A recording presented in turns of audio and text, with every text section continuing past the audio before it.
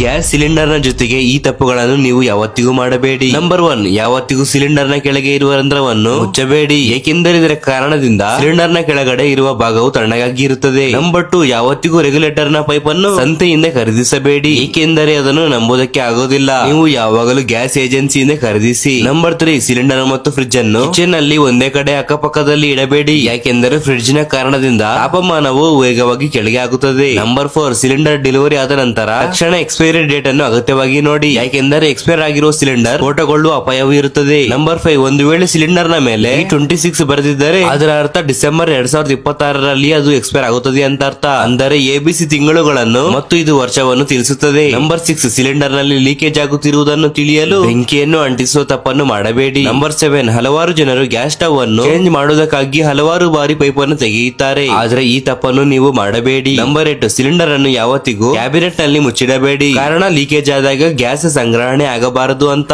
Number 9, ಹಲವಾರು ಜನರು ಆಹಾರವನ್ನು ತಯಾರಿಸಿದ ನಂತರ ಕೇವಲ ಸ್ಟವ್ ಅನ್ನು ಆಫ್ ಮಾಡಿಬಿಡುತ್ತಾರೆ, ಆದ್ರೆ ರೆಗ್ಯುಲೇಟರ್ ಅನ್ನು ಆಫ್ ಮಾಡುವುದು ಬಹಳ ಅಗತ್ಯವಾಗಿರುತ್ತದೆ. ನಂಬರ್ 10, ನಿಮಗೆ ಸಿಲಿಂಡರ್ ಅನ್ನು ಬಳಸುವುದು ಗೊತ್ತಿಲ್ಲದಿದ್ದರೆ ಬೇಜವಾಬ್ದಾರಿಯಿಂದ ಸಹಾಯ ಮಾಡಬೇಡಿ.